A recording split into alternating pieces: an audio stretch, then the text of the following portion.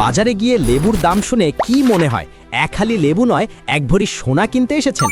আর dragon ফলের দাম, ওহ, ওটা তো এখন শুধু বড় লোকদের ড্রয়িং রুমের শোটিস হয়ে গেছে। ভাইরে, মাসের 25 তারিখ পার হতেই যখন পকেটে শুধু বাতাস আর মোবাইলের লো ব্যালেন্সের মেসেজ ঘরে, তখন মধ্যবিত্তের হাহাকার দেখার কেউ নেই। কিন্তু আজ আমি আপনাকে এমন এক জাদুর কথা বলবো যা শুনলে আপনার বাড়ির ওই অবহেলিত ছাদ বা ছোট উঠানটা আপনার জন্য টাকার গাছ হয়ে উঠবে। এই যে দ্রব্যমূল্যের ঊর্ধ্বগতি আর বাজারের বিষযুক্ত সবজির ভয়, এই দুই দানব আমাদের শান্তি কেড়ে নিয়েছে।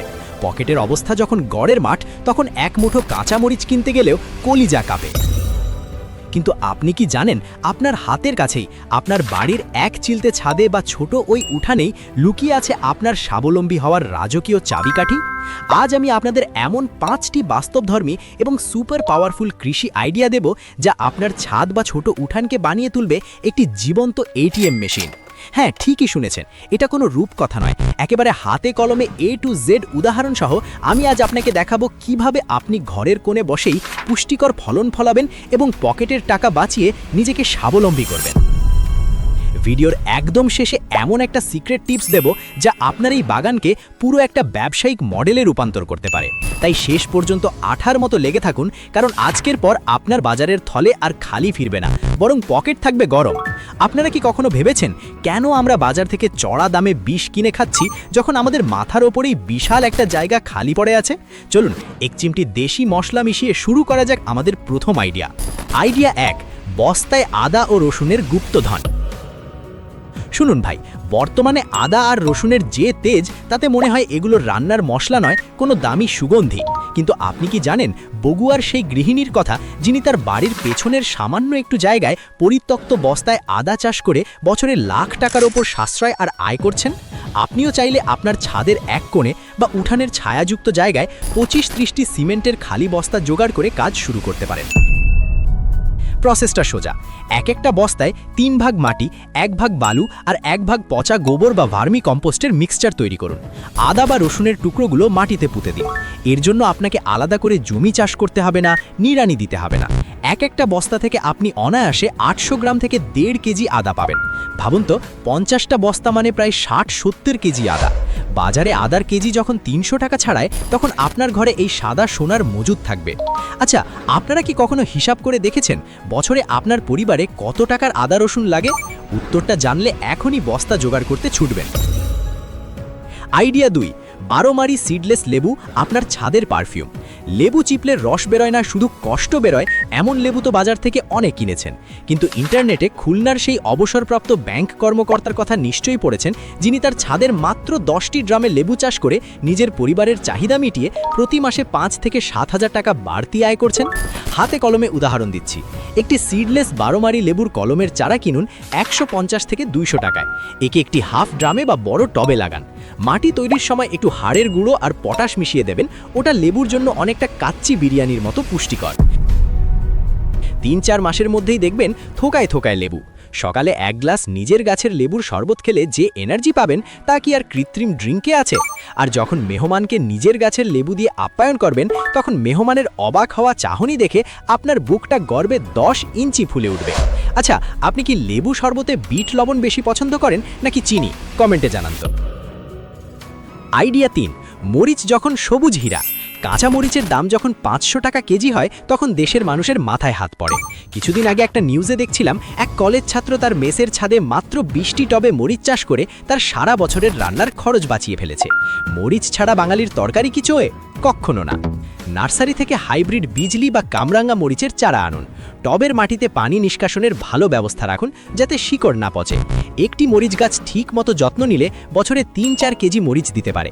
10টি গাছ মানে 40 কেজি। বাজারে যখন মরিচের কেজি 200 টাকা, তখন আপনার এই 10টি গাছ আপনাকে অন্তত 8,000 টাকার সাশ্রয় দেবে। মরিচ গাছ কিন্তু অলসদের পছন্দ করে না, একে প্রতিদিন একটু রোদ আর ভালোবাসা দিতে হয়। ভিডিওর এই পর্যায়ে আপনাদের জন্য একটা বিশেষ জরুরি খবর আছে।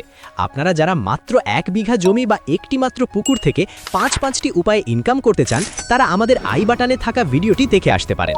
সেখানে হাতে কলমে প্র্যাকটিক্যালি দেখিয়েছি কিভাবে 1 বিঘা জমি বা একটি পুকুর থেকে 5টি ভাবে আপনি ইনকাম করবেন। যাই হোক, এখন আমরা ফিরে আসি আমাদের বাকি দুটি মাস্টার প্ল্যান আইডিয়ায়। আইডিয়া 4, বামন জাতের পেঁপের বাজিমাত। অনেকে বলে, আরে ভাই, ছাদ কি আর পেঁপে গাছের ভার সইতে পারবে? ছাদ ফেটে নিচে পড়ে যাব না তো? তাদের উদ্দেশ্যে বলছি, যুগ পাল্টেছে ভাই। এখন রেড লেডি বা এই ধরনের হাইব্রিড বামন জাতের পেঁপে পাওয়া যায়, যা মাত্র ৪-৫ ফুট লম্বা হয় এবং গোড়া থেকেই ফলন দেয়।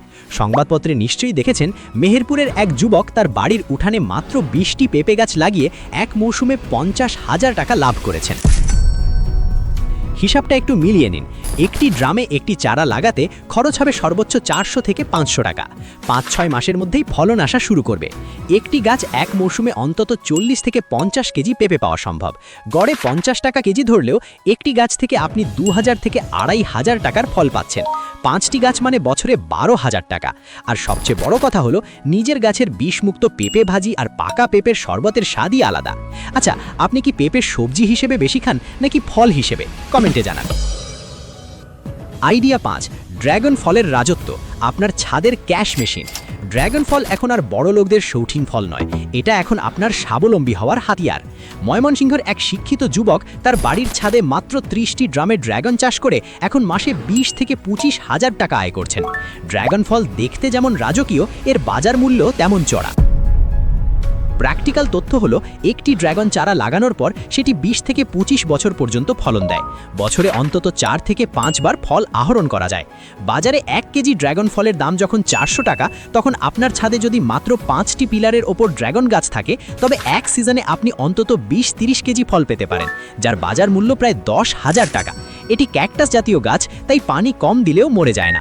ব্যস্ত মানুষের জন্য এটাই সেরা আইডিয়া। একবার ভেবে দেখুন তো, আপনার ড্রাগন ফল দেখে প্রতিবেশী যখন জিজ্ঞেস করবে, ভাই এটা কিভাবে করলেন, তখন নিজের স্বাবলম্বী হওয়ার আনন্দটা কেমন হবে? বন্ধুরা, এই যে ৫টি আইডিয়া আমি বললাম, এগুলো কি কেবল দেখার জন্য?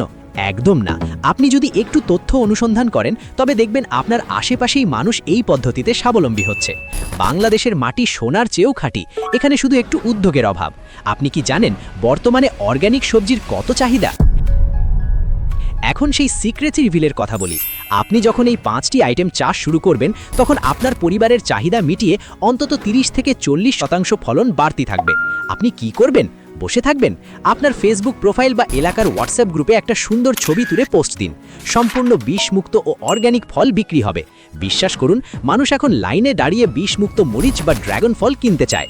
আপনার ছাদ থেকেই আপনার প্রথম অনলাইন ব্যবসার হাতেখড়ি হতে পারে। এভাবেই আপনি কোনো ইনভেস্টমেন্ট ছাড়াই হয়ে উঠতে পারেন একজন সফল কৃষি উদ্যোক্তা। জীবনটা শুধু অফিস আর বাজারের ব্যাগের হিসাব মেলানোর জন্য নয়, একটু সৃজনশীল হন, মাটির কাছে যান, দেখবেন শান্তি এবং সমৃদ্ধি দুই আপনার দরজায় কড়া নাড়ছে। এখন আপনাদের কাছে আমার একটা প্রশ্ন, পরবর্তী ভিডিওতে আপনারা কোনটি নিয়ে বিস্তারিত টিউটোরিয়াল চান? ১, ছাদে অথবা বাড়ির উঠানে অল্প জায়গার ভেতর আধুনিক পদ্ধতিতে মাছ চাষ, অথবা ২, অল্প পুঁজিতে ৫টি দারুণ কৃষি ব্যবসা আইডিয়া। আপনাদের যার যেটা পছন্দ কমেন্টে ঝটপট ভোট দিন। যেটাতে বেশি কমেন্ট পড়বে সেটাই হবে আমাদের পরের ভিডিও। মনে রাখবেন, আজকের একটি চারা রোপণ করা মানে হলো আগামী দিনের জন্য একটা ব্যাংকে ফিক্সড ডিপোজিট করা। যারা ভাবছেন কাল শুরু করব, তারা আসলে কোনো দিনই শুরু করতে পারবেন না। এই চ্যানেলের সাথে যুক্ত থাকা মানেই হলো নিয়মিত এমন সব বাস্তবধর্মী আইডিয়া পাওয়া, যা আপনার জীবনকে সহজ করবে। আপনি যদি আমাদের সাথে না থাকেন, তবে হয়তো এমনই কোনো জীবন বদলে দেওয়ার সুযোগ আপনি মিস করবেন, যা আপনার প্রতিবেশী অলরেডি লুফে নিয়েছে। লসটা কি আপনার নিজের হবে না? পরবর্তী ভিডিওতে দেখা হচ্ছে আরও বড় কোনো আইডিয়া নিয়ে। ততক্ষণ পর্যন্ত সবুজ থাকুন, সতেজ থাকুন এবং নিজের ভাগ্য নিজে গড়ুন। আল্লাহ হাফেজ।